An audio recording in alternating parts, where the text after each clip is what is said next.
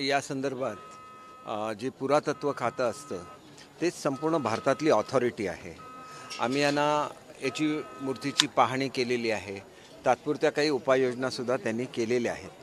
या आठवड्यामध्ये त्यांचा अहवाल प्राप्त होईल आणि त्याच्यानंतर आवश्यक ती कारवाई शासनाच्या वतीने केली जाईल, पण तीसुद्धा त्यांच्या मार्गदर्शनाखालीच करायला लागेल.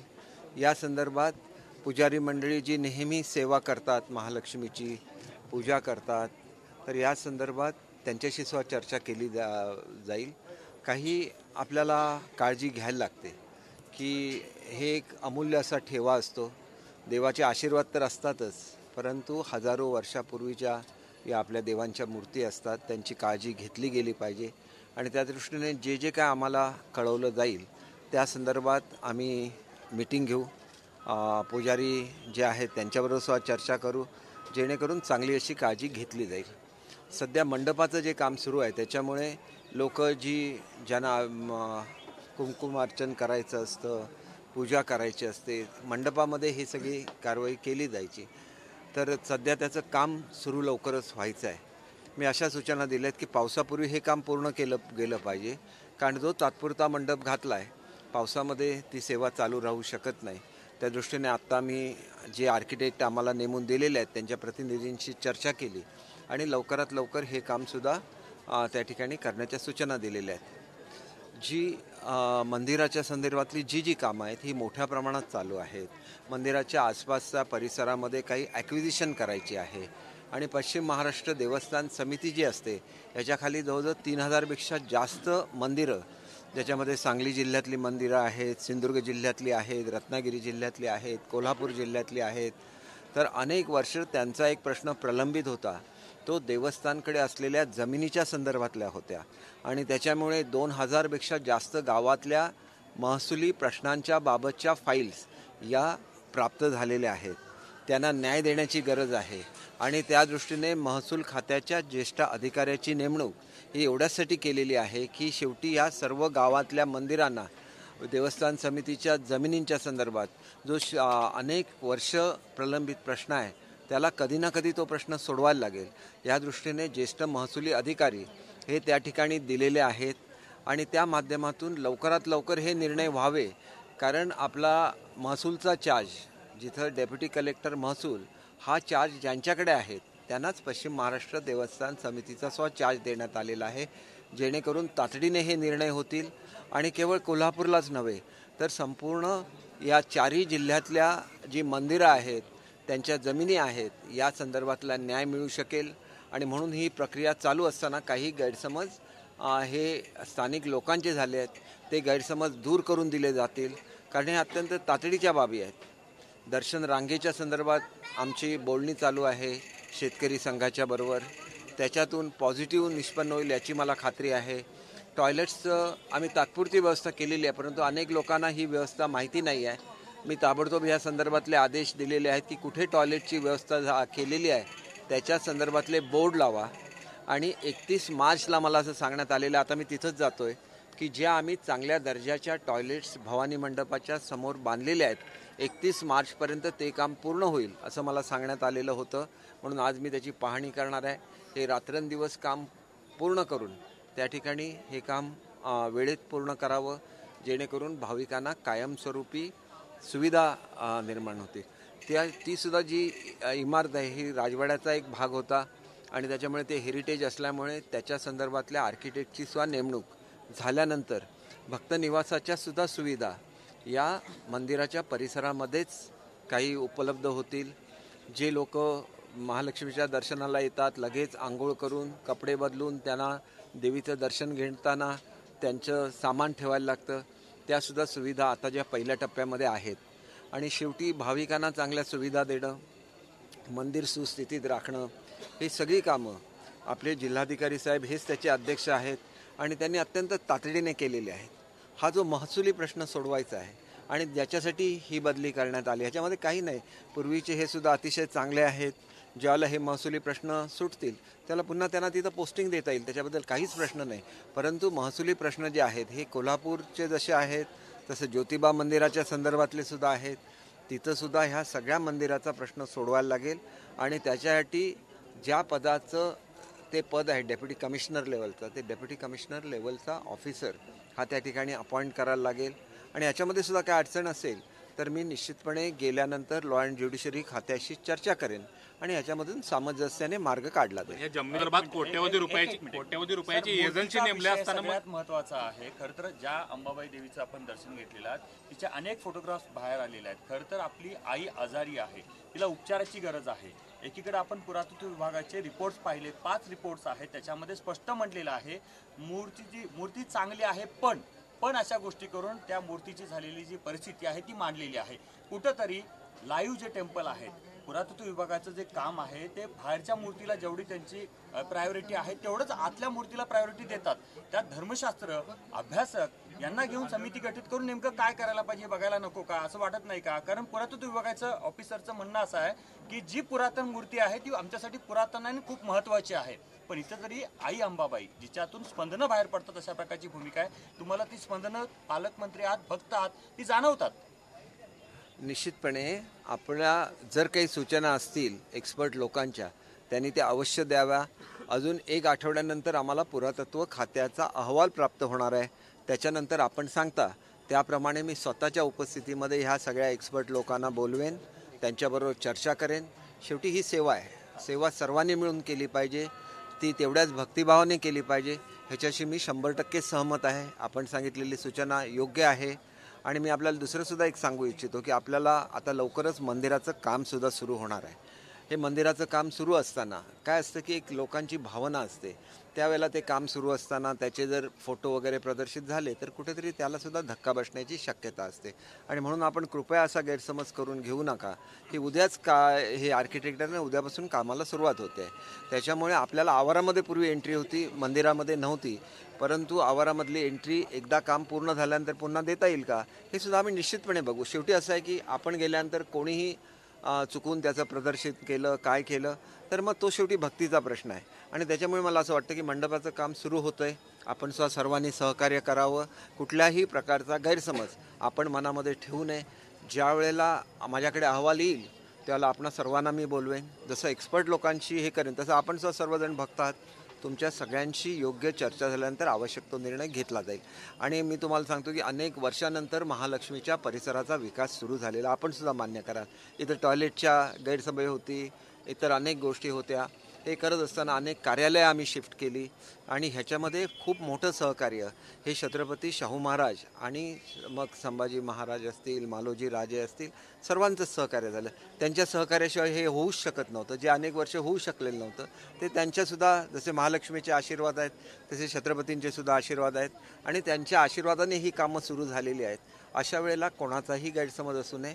अतिशय चांगल्या अशा वातावरणामध्ये आपण संपूर्ण महालक्ष्मीच्या परिसराचा विकास करू.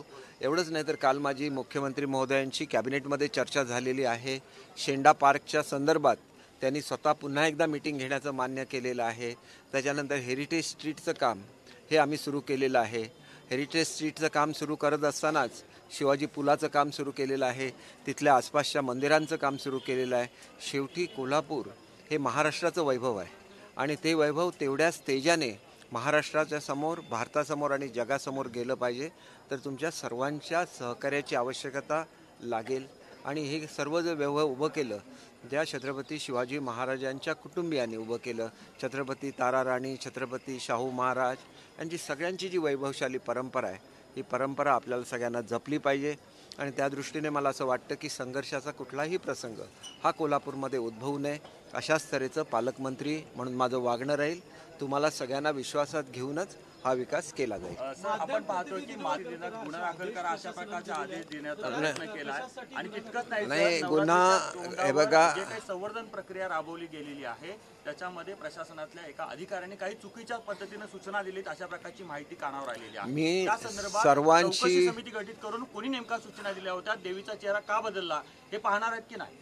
एक गोष्ट अशी आहे की मी तुम्हाला सांगितलेलं की एकदा अहवाल प्राप्त होऊन दे, तुमच्या सगळ्यांचीच चर्चा करणार आहे आणि त्याच्यामुळे ही चर्चा 100% तुमच्याबरोबर होईल आणि त्याच्यानंतर आवश्यक जे काही बदल असतील ते शेवटी पुरातत्व खात्याच्या मान्यतेशिवाय आम्ही काहीही करू शकत नाही. आम्ही इंचभरचं काम अधिकारी करू शकत मनमानी नाही. करतायत ना. साधारण आपण पाहतो आम्ही पुरातत्व खात्याशी चर्चा करत असताना त्यांचा एकदा अहवाल आल्यानंतर आपण ज्यांच्याबद्दल बोलला आहे अधिक आपणा सर्वांना घेऊन मी मीटिंग घेईन कलेक्टर ऑफिसला आणि त्याच्यामधून चांगल्या तऱ्हेने आपण सर्वजण महालक्ष्मीची सेवा करू. सर, आपण असं म्हणता की गैरसमज करून घेऊ नये, पण गैरसमज दूर करत असताना वास्तव जे काही समोर आहे ते मांडण्यासाठी या पश्चिम महाराष्ट्र देवस्थान समितीचे अध्यक्ष समोर येत नाहीत. मात्र समोर सचिव येतात आणि ते असं म्हणतात की टीआरपी वाढवण्यासाठी तुम्ही बातम्या करता. याचं नाही, उत्तर असं आम्ही काय समजावं? नाही असा कृपया गैरसमज करून घेऊ नका.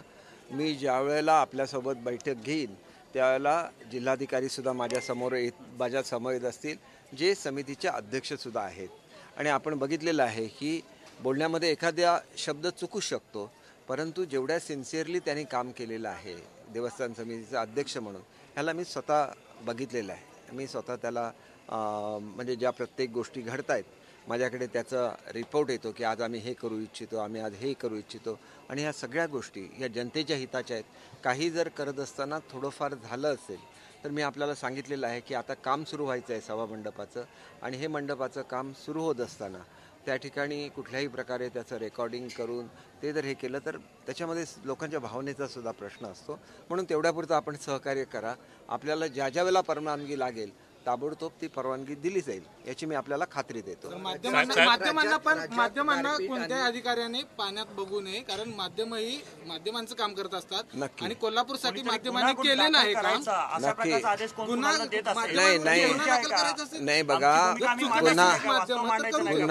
याअगोदरही तक्रारी आलेल्या आहेत. मी आपल्याला एक विनंती करतो की इथं कुठेतरी कोऑर्डिनेशनमध्ये फरक झालेला आहे किंवा एकामेकाशी जो सुसंवाद आहे हा साधण्यामध्ये कुठे कमी पडलेला असेल तर आज मला लगेच खेडला निघायचं आहे, कारण मुख्यमंत्री महोदयांची तिथं हे सभा आहे.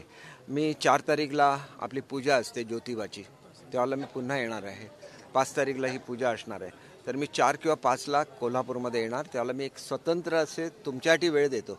आपण हे सोडून द्या की आपल्याला बाकीचे काय प्रश्न असतील.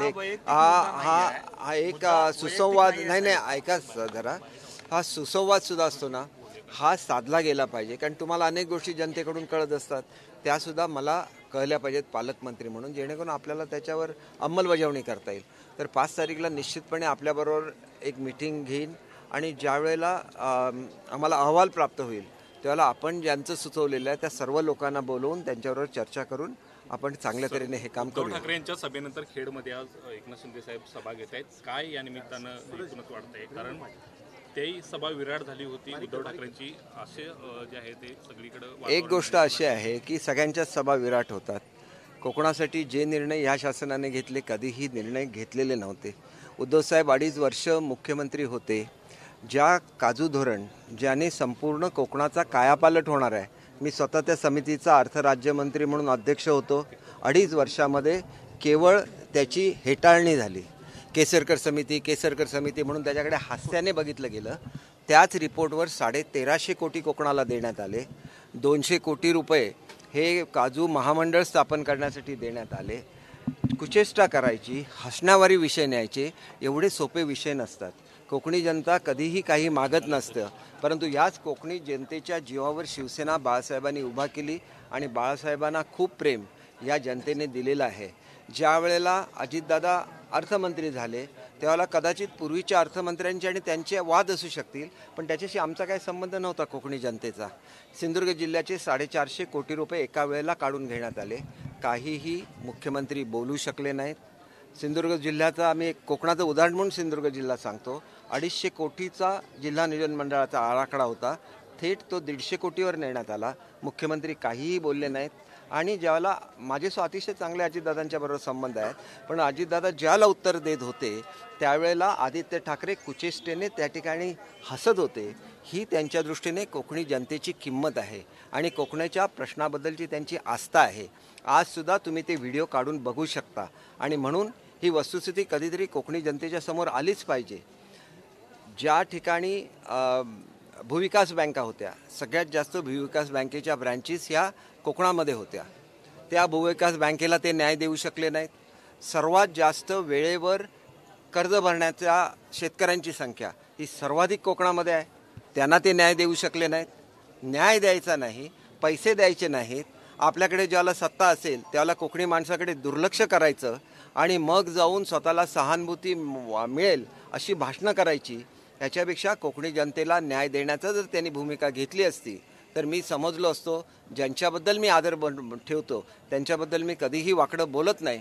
परंतु उद्धवसाहेब जर असं बोलत असतील तर वस्तुस्थितीची खात्री ही कोकणी जनतेने करूनच घेतली पाहिजे की कोणावर ज्या बाळासाहेबांना आम्ही प्रेम केलं त्या बाळासाहेबांच्या विचारापासून तर उद्धवसाहेब दूर गेलेच आणि त्यांचा बरोबरची सगळी माणसं दूर गेली. परंतु ज्या कोकणी जनतेने खूप प्रेम हे बाळासाहेबांना दिलं त्या कोकणी जनतेच्यासाठी काहीही नाही केलं. त्यांच्या विचारापासून ते लांब गेले. त्या ठिकाणी आमची योजना रद्द करत असताना सिंधुरत्न म्हणून योजना दिली, फक्त 25 कोटी रुपयाची तरतूद केली. म्हणजे मी बघा की जखमेवर मीठ कशा रीतीने चोळलं जातं आणि मग कोकणी जनतेला हे कधीतरी सांगितलं सुद्धा पाहिजे. आणि म्हणून जे शिंदेसाहेब जे स्वतः साताऱ्यातले आहेत परंतु त्यांचं करिअर घडलं ठाण्यामध्ये आणि ठाणा हा कोकण विभागाचा एक भाग आहे म्हणून त्यांनी कोकणाला न्याय देण्याचा प्रयत्न केला आणि अवघ्या 6-8 महिन्यासाठी असंख्य निर्णय त्यांनी कोकणासाठी घेतले. कबुलातदार गावकर नावाचा एक प्रश्न होता, मुख्यमंत्र्यांनी स्टे दिलेला होता. 2.5 वर्ष साधा तो स्टे उठवला नाही. मुख्यमंत्री आल्यानंतर ताबडतोब बैठक घेतली, तो स्टे उठवला आणि आता त्या GR करण्याची कामं चालू आहेत. शेवटी हे सगळे प्रकार आमच्या डोळ्यात दखत घडत असतात. त्यावेळेला मी कोकणातला आम्हाला आमच्या विभागाचा अभिमान आहे. एवढी लोक निघून का गेली? त्यांना वाटलं की आमचा विभाग आहे, त्या जनतेचा आमच्यावर अधिकार आहे आणि त्या जनतेवर तुम्ही जर काँग्रेस आणि राष्ट्रवादी अन्याय करत असणार असाल आणि तुम्ही त्याच्याकडे डोळेझाक करणार असाल तर मग आम्हाला जनतेबरोबर उभं राहायला लागेल. आणि म्हणून मी तुम्हाला सांगतो, कोणाला खोके खोके म्हणता? खोक्याबरोबर खेळायचं आदित्य ठाकरेंना लहानपासून सवय असेल, आम्हाला खोक्याबरोबर खेळायची सवय नाही. आम्ही जनतेबरोबर राहिलो म्हणून आम्ही आमदार झालो. जनतेच्या प्रश्नावर आवाज उठवला म्हणून आम्ही आमदार झालो. आम्हाला जर विकत जायचं असं 2.5 वर्षामध्ये आम्ही का विकत गेलो नाही? पुन्हा सांगितलं उद्धव साहेबांना, आजसुद्धा तुम्ही काँग्रेस राष्ट्रवादीबरोबरची आघाडी तोडा, आम्ही सर्वजण तुमच्याबरोबर आहे. त्याच्यामुळे कोणीही तुम्हाला फसवलेलं नाही. उलटं तुम्ही स्वतःहून सांगितलं की तुम्ही सगळेजण निघून जा आणि आता तुम्ही जनतेला उलटं सांगताय. हे चुकीचं आहे. जनतेला वस्तुस्थिती सांगा. तुम्ही स्वतः पंतप्रधान महोदयांच्या समोर कबूल केलेलं होतं की तुमच्याकडून चूक झाली काँग्रेस आणि राष्ट्रवादीबरोबर जाण्यामध्ये, हिंदुत्वाचा विचार सोडण्यामध्ये तुमची चूक झालेली आहे. महाराष्ट्रामध्ये गेल्याबरोबर मी हे दुरुस्त करेन असं आश्वासन देऊन तुम्ही दिल्लीवरून आला. परंतु इथं आल्यानंतर तुम्ही तो शब्द मोडलेला असेल तर कोणी कोणाला फसवलं हे महाराष्ट्राच्या जनतेला सुद्धा समजलं पाहिजे असं मला वाटतं. त्याच्यामुळे मी वाईट बोलणारा मनुष्य नाही. परंतु हे सगळं घडत असताना देवाच्या कृपेने जशी महालक्ष्मीची कृपा आहे तशी साईबाबांची कृपा आहे. हे सगळं एक लहानसा मनुष्य असून सुद्धा मी घडवू शकलो ही केवळ देवाची कृपा आहे. परंतु त्याचा फायदा उद्धव साहेबांना घेता आला नाही. ते काँग्रेस आणि राष्ट्रवादीने त्यांना फसवलेलं आहे आणि म्हणून तुम्हाला फसवलं तर मग त्याचा दोष दुसऱ्यावर का टाकता? त्याच्याऐवजी आम्ही जी कामं करतोय चांगली राज्यासाठी, शेतकऱ्यांसाठी, प्रत्येकासाठी, त्याला आशीर्वाद तुम्ही दिला असता तर ते अधिक चांगलं झालं असतं असं मला वाटतं. सर संप सुरू आहे, शिक्षक संपामध्ये उतरलेले आहेत, शाळा बंद आहे, शैक्षणिक. एक गोष्ट अशी आहे की शिक्षकांसाठी शिक्षण मंत्री म्हणून मी जे केलं महाराष्ट्राच्या इतिहासामध्ये कोणीही केलेलं नाही आहे. प्रत्येक शिक्षकाला आम्ही अनुदान टप्प्यावर आणलेलं आहे. सर्व शाळा ज्या अघोषित होत्या त्यांना मान्यता दिलेली आहे. असं असताना सुद्धा प्रश्न काय होता हा महाराष्ट्राच्या जनतेने समजून घेतला पाहिजे. 2005 साली नवीन पेन्शन योजना आली. त्यावेळेला शिक्षण खात्यामध्ये शिक्षक सेवक नावाची एक कॅटेगरी होती जे टेम्पररी होते. 3 वर्षानंतर त्यांना परमनंट केलं जातं. दुसरी कॅटेगरी होती ती टप्पा अनुदानावरच्या शिक्षकांची होती आणि या संदर्भातला जो प्रश्न आहे हा सुप्रीम कोर्टामध्ये पेंडिंग आहे. सरकारची भूमिका सकारात्मक आहे. परंतु या कॅटेगरीमधले जे शिक्षक आहेत त्यांनी आपली कॉन्ट्रीब्युशन 15% जी 14% शासनाची असते आणि 10% आमच्या कर्मचाऱ्यांची असते हे भरलेलं नाही आहे. उर्वरित सर्व कर्मचाऱ्यांनी आपली कॉन्ट्रीब्युशन भरलेली आहे आणि त्याच्यामुळे शिक्षकांच्या संदर्भात असलेला प्रश्न वेगळ्या स्वरूपाचा आहे आणि सरकारी नोकरांच्या संदर्भात असलेला जुन्या पेन्शन योजनेचा प्रश्न हा वेगळ्या स्वरूपाचा आहे. तिथं त्यांचं असं म्हणणं आहे की आमची मुदत पूर्ण झाल्यानंतर आम्ही ज्याला रिटायर होतो त्याला आम्हाला तेवढे पैसे मिळणार नाहीत. या संदर्भात कमिटी नेमलेली आहेत. कुठल्याही परिस्थितीमध्ये शासकीय कर्मचाऱ्यांचं नुकसान होणार नाही याच्यासाठी शासन कटिबद्ध आहे.